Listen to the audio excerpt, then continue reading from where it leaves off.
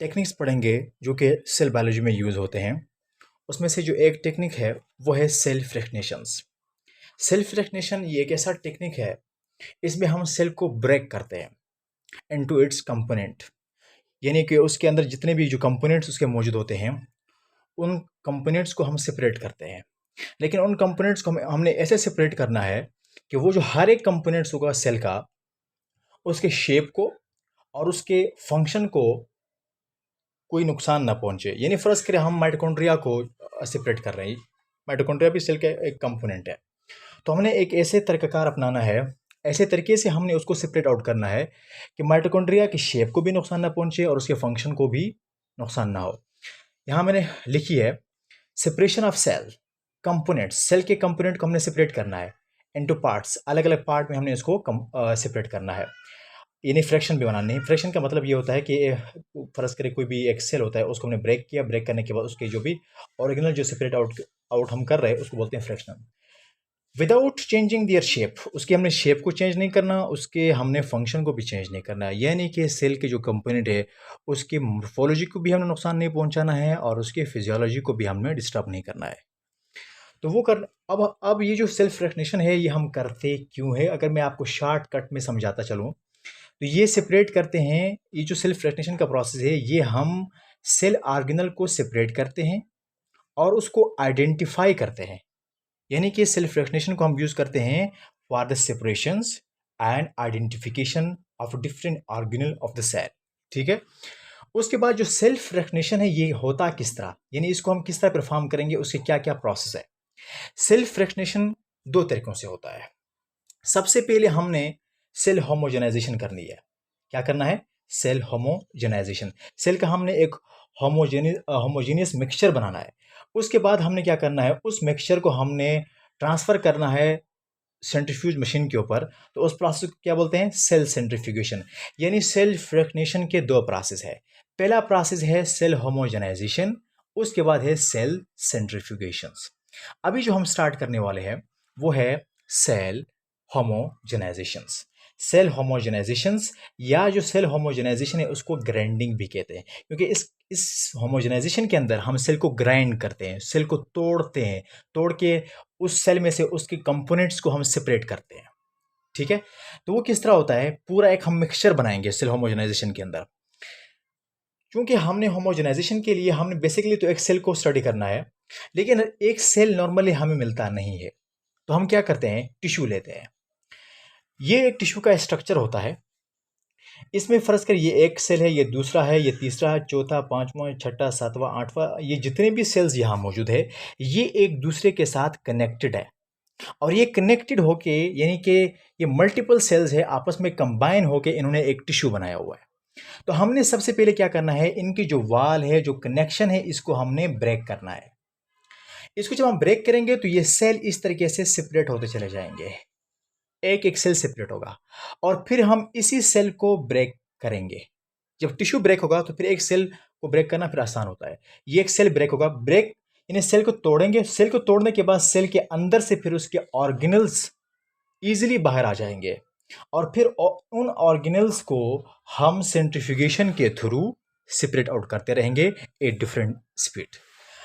तो करते किस तरह है कि हमारे पास ये टिश्यू है, इसको हमने एक ट्यूब के अंदर शिफ्ट किया। ट्यूब के अंदर शिफ्ट करने के बाद जाहिर सी बात है हमने इस टिश्यू को ब्रेक करना है। इस टिश्यू को ब्रेक करने के लिए हम क्या करेंगे, बाहर से फोर्स लगाएंगे होमोजेनाइजेशन करने के लिए। जब हम उसको जब होमोजेनाइजर में डाल देंगे, डालने के बाद हमने उसके ऊपर बाहर से मैकेनिकल फोर्स अप्लाई करना है ताकि वो टिश्यू ब्रेक हो इनटू सेल्स और फिर सेल ब्रेक हो इनटू इट्स कंपोनेंट। तो ये हमने क्या किया, मैकेनिकल फोर्स अप्लाई किया इस वाले ट्यूब के ऊपर। जब हमने मैकेनिकल फोर्स अप्लाई किया तो पहले वाला स्ट्रक्चर उसका बिल्कुल साफ था। जैसे हमने मैकेनिकल फोर्स अप्लाई किया तो ये अंदर से ये टिश्यू ब्रेक हो गया और इस तरीके से पूरा एक मिक्सचर बन गया। कंप्लीट क्या बन गया, मिक्सचर बन गया। अब हमने करना क्या है, इस मिक्सचर के अंदर तमाम के तमाम सेल के ऑर्गेनल्स मौजूद है। माइटोकॉन्ड्रिया भी इसी के अंदर है, न्यूक्लियस भी इसी के अंदर है, राइबोसोम भी इसी के अंदर है, गोल्गी अपरेटस भी इसी के अंदर है। तमाम के तमाम सेल कंपोनेंट इस मिक्सचर के अंदर मौजूद है। फिर इसी मिक्सचर को हमने ट्रांसफ़र करना है टू सेंट्रीफ्यूज। जो सेंट्रीफ्यूज मशीन होता है उस पर हम ट्रांसफ़र करेंगे, तो फिर प्रोसेस स्टार्ट होगा सेल सेंट्रीफ्यूगेशंस। यानी यहाँ तक था, मिक्सचर बनाने तक का काम किसका था? सेल होमोजेनाइजेशन का। अब हम उसका सेल्फ फ्रैक्शनेशन का हम सेकंड जो कि हमारे पास प्रोसेस है वो स्टार्ट करेंगे, जिसका नाम है सेल सेंट्रीफ्यूगेशन। अब जो सेल सेंट्रीफ्यूगेशन होता है, सेल सेंट्रीफ्यूगेशन की वैसे दो टाइप है, डेंसिटी ग्रेडियंट सेंट्रीफ्यूगेशंस और डिफरेंशियल सेंट्रीफ्यूगेशंस। अभी जो हम पढ़ने वाले हैं वो है डिफरेंशियल सेंट्रीफ्यूगेशंस। सेंट्रीफ्यूगेशंस हम करते क्यों हैं? सेंट्रीफ्यूगेशन में ये होता है कि फर्ज करें हमारे पास कोई भी पार्टिकल्स हो, कोई भी पार्टिकल जो कि एक सर्कल में रोटेट कर रहा होता है, तो उसके ऊपर हमेशा दो फोर्स लगती है। एक फोर्स बाहर की तरफ रखती है, बाहर की तरफ जो फोर्स लगती है उसका नाम है सेंट्रीफ्यूगल फोर्स, और दूसरी वो फोर्स है जो उसको इसको जो है ना सेंटर की तरफ धकेलती है, उस फोर्स का नाम है सेंट्रीपिटल फोर्स। तो ये जो सेंट्रीफ्यूज मशीन होता है, मशीन अप्लाई करेगा सेंट्रीफ्यूगल फोर्स, ठीक है, और उस सेंट्रीफ्यूगल फोर्स की वजह से आर्टिफिशियल ग्रेविटी प्रोड्यूस होगी। क्या प्रोड्यूस होगी? आर्टिफिशियल ग्रेविटी प्रोड्यूस होगी। तो उस ग्रेविटी प्रोड्यूस होने की वजह से जो पार्टिकल्स इस मिक्सचर के अंदर मौजूद होंगे, वो हर एक पार्टिकल अपने डेंसिटी के हिसाब से सेडिमेंट होता जाएगा डिफरेंट डिफरेंट स्पीड्स के ऊपर। फर्ज करें हमारे पास ये जो मिक्सचर था, ये हमारे पास यहाँ पर मैंने एक सेंट्रीफ्यूगल मशीन का एक अपनी तरफ से एक डायग्राम बनाया है। जो भी सेंट्रीफ्यूगल मशीन होता है ना, उसके सेंटर के ऊपर उसके अंदर एक रोटेटर लगा होता है, एक रोटेटर लगा होता है। उस रोटेटर के अंदर हम क्या रखते हैं? टेस्ट ट्यूब वगैरह रखते हैं। खासकर ये सेंट्रीफ्यूज मशीन आप लोगों ने पैथोलॉजी लैब में देखा होगा। पैथोलॉजी लैब के अंदर अगर किसी ने नहीं देखा है तो किसी भी लेबॉर्ट्री के अंदर जाकर आप चेक कर सकते हैं सेंट्रीफ्यूज मशीन को। तो सेंट्रीफ्यूज मशीन के अंदर एक रोटेटर लगा होता है। तो हम क्या करते हैं, ये जो मिक्सचर हमने बनाया, इसी मिक्सचर को उठाकर हम उस सेंट्रीफ्यूज मशीन के अंदर रखेंगे, यानी जो रोटेटर होता है रोटेटर के अंदर हम रखेंगे। तो इस सेंट्रीफ्यूज मशीन के अंदर बाकायदा एक स्पीडोमीटर भी लगा होता है और स्पीड रेगुलेटर भी लगा होता है, ठीक है, और टाइमर वगैरह ये सब चीज़ें इसके साथ लगे होते हैं। तो हम उस स्पीड रेगुलेटर से इसके स्पीड को रेगुलेट भी करते जाएंगे। यानी सबसे पहले हमने जो होमोजेनियस मिक्सचर हमने बनाया था, वो मिक्सचर हम इस टेस्ट ट्यूब के अंदर डाल देंगे। डालने के बाद हमने सेंट्रीफ्यूज मशीन के अंदर हम उसको रखेंगे। रखने के बाद हम सबसे पहले लो स्पीड देंगे। लो स्पीड पर ये क्या करेगा? सर्कुलेट करता जाएगा, ठीक है, सर्कुलेट करता जाएगा। और जो डेंस पार्टिकल है, जो बड़े पार्टिकल है, वो इसके इस सेंटर पर जो है ना, यानी इस बॉटम के ऊपर जो है ना अकुमुलेट करना शुरू कर देंगे, यानी बॉटम के ऊपर आके बैठना शुरू कर देंगे। और जो लाइट पार्टिकल है, जो स्मॉल पार्टिकल है, वो ऊपर आएंगे।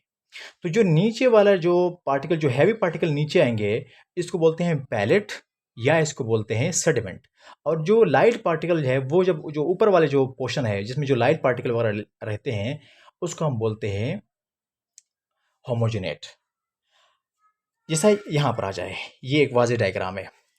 सबसे पहले यहाँ पर जो मिक्सचर था, मिक्सचर को हमने यहाँ टेस्ट ट्यूब में डाला और टेस्ट ट्यूब को हमने ऊपर, जैसे मैंने आपको समझाया, रोटेटर के अंदर हमने उसको रखा। रखने के बाद हम इसको थोड़ा सी स्पीड देंगे, यानी कि कम स्पीड देंगे। कम स्पीड पर क्या होगा, जो हैवी पार्टिकल्स है वो इसके बिल्कुल बॉटम पे आकर बैठना शुरू कर देंगे। तो जो हैवी पार्टिकल्स जो इस ट्यूब के बॉटम पर बैठेंगे, उसको हम नाम देते हैं पैलेट नाम देते हैं, या इसको हम सेडिमेंट बोलते हैं। और जो लाइट पार्टिकल जो ऊपर रह जाते हैं एक सोल्यूशन की फॉर्म में, उसको हम बोलते हैं होमोजेनेट। फिर हम क्या करेंगे? फिर हम जो हैवी पार्टिकल है, ये हैवी पार्टिकल्स एक माइटोकॉन्ड्रिया भी हो सकता है, ये गोल्जी बॉडी भी हो सकती है, तो उसको हम सेपरेट करेंगे, ठीक है, और उसका हम स्पीड को भी नोट करेंगे कि किस स्पीड पर ये पार्टिकल सेपरेट हुआ। क्योंकि मैंने ऊपर लिखा है, देखो, each organelle are separated at different speed. हर जो ऑर्गेनल्स है वो डिफरेंट डिफरेंट स्पीड के ऊपर जो है ना वो सेपरेट आउट होगा। माइटोकॉन्ड्रिया फर्ज करें 10 पर हो गया, गोल्जी बॉडी 8 पर हो गया, इस तरीके से राइबोसोम है वो 20 पर हो गया। इस तरीके से डिफरेंट डिफरेंट स्पीड के ऊपर जो है ना ये ऑर्गेनल सेपरेट आउट होते जाएंगे, ठीक है। इसलिए हम डिफरेंशियल सेंट्रीफ्यूगेशन कहते हैं, क्योंकि इसमें हम डिफरेंट डिफरेंट स्पीड अप्लाई करते हैं, ठीक है, ताकि हमारे पास जो ऑर्गेनल्स है, क्योंकि जो भी ऑर्गेनल होती है वो सेम स्पीड के ऊपर सारे के सारे ऑर्गेनल सेगमेंट नहीं होती है, वो सेपरेट नहीं हो सकते। तो हर ऑर्गेनल्स को सेपरेट करने के लिए हमें डिफरेंट स्पीड देना पड़ता है। तो फर्ज करें हमने सबसे पहले हमने एक जो है ना एक कम स्पीड दिया था, उस कम स्पीड पर जो ऑर्गेनल्स हमें मिले, तो वो जाहिर सी बात है हैवी पार्टिकल्स होते हैं, कोई माइटोकॉन्ड्रिया हो सकता है, गोल्जी बॉडी हो सकता है। तो उसको हम क्या करेंगे, सेपरेट करेंगे। सेपरेट करने के बाद ये जो ऊपर वाला जो होमोजेनेट था, उसको हम एक अलग खाली ट्यूब में डाल देंगे, और उस खाली ट्यूब को वापस हम इसी होम सेंट्रीफ्यूज मशीन के अंदर रखेंगे, और फिर हम उसका स्पीड थोड़ा सा बढ़ाएंगे, पहले से थोड़ा सा इसका स्पीड हम बढ़ाएंगे। बढ़ाने के बाद इस होमोजेनेट जो सॉल्यूशन था, इसमें जो हैवी पार्टिकल्स होंगे वो उसी तरह बिल्कुल बॉटम पर आकर बैठना शुरू कर देंगे, और जो लाइट पार्टिकल है वो ऊपर रहेंगे। तो जो नीचे आएंगे उसको हम पैरेट या सेडिमेंट बोलते हैं। उसके बाद फिर हम एक बार दोबारा से ये जो होमोजेनेट हमारे पास बना है, उसको हम एक अलग टेस्ट ट्यूब में डाल देंगे, ठीक है। टेस्ट ट्यूब में डालने के बाद वापस हम उसी को सेंट्रीफ्यूज मशीन में रखेंगे, वापस इस तरीके से इसको जो है ना स्पीड देंगे, लेकिन इससे हम थोड़ा सा ज़्यादा स्पीड देंगे। पहले हमने कम स्पीड दिया, फिर थोड़ा सा और ज़्यादा स्पीड दिया, फिर थोड़ा सा और ज़्यादा स्पीड दिया। ऐसे डिफरेंट डिफरेंट हम स्पीड देंगे तो डिफरेंट डिफरेंट जो ऑर्गेनल है, जो कंपोनेंट है, वो हमारे पास सेडिमेंट होते जाएंगे, और हम उनको सेपरेट करते जाएंगे। इस तरह करते ये जो प्रोसेस है ये रिपीटेडली होगा। एक हद ऐसा आएगा कि सेल के अंदर तमाम जो इनसोल्यूबल पार्ट है, सेल का, उसको हम सेपरेट कर चुके होते हैं, और जो सोल्यूबल पार्ट है वो रह जाता है। तो याद रखिए, सेल का जो सोल्यूबल पार्ट होता है ना, सोल्यूबल पार्ट सेल का, जैसे सेल का साइटोसोल है, कंप्लीट एक सोल्यूबल पार्ट है, वो इस सेल फ्रैक्शनेशन के प्रोसेस के थ्रू हम उसको सेपरेट नहीं कर सकते। उसके अंदर प्रोटीन है, उसके अंदर जो भी डीएनए होगा, ठीक है, और जो वाटर वगैरह होगा, जो भी चीज़ है, उसको ग्लूकोज वगैरह, उसको उसको हम सेपरेट आउट करने के लिए हम एक अलग टेक्निक पढ़ते हैं, उसको हम बोलते हैं क्रोमेटोग्राफी।